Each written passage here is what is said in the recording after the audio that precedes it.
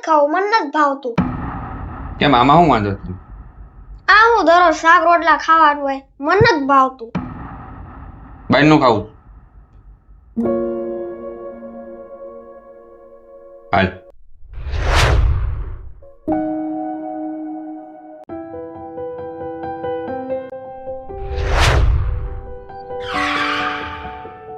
જો બેટા, જોયું કેવી રીતે ખાય છે?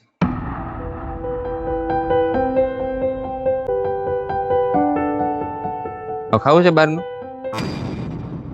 પપ્પા હાલો ઘરે, આપણે સારું છે. સારું છે ને?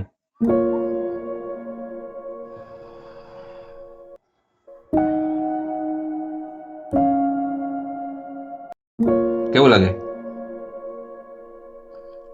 બેટા? આપણને જે ભગવાન આપ્યું છે ને એ બહુ સારું આપ્યું છે. તે જોયું ને બહાર કેવી રીતે ખાતા હતા લોકો.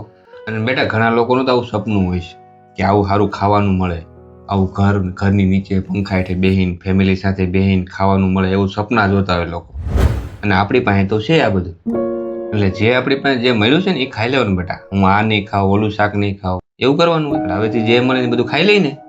હા પપ્પા, હવે એવું કોઈ દી નહીં કરું. જે બનાવ્યું હોય છે ને એ ખાઈ લે. તો મિત્રો, અન્નનું અપમાન ક્યારેય ન કરવું જોઈએ. તમારા ઘરમાં જે ખાવાનું બને છે તેની કદર કરો, કારણ કે તમને જે મળે છે એ બીજાને નથી મળતું. એ એનું સપનું હોય છે, તમારા પાસે હકીકત છે. તો હંમેશા યાદ રાખો, ઘરમાં જે પણ બનશે એ બધું ખાઈ લેવાનું. તો આ વિડીયો તમને કેવો લાગ્યો કમેન્ટ કરજો અને 10 પરિવારને મોકલી દેજો.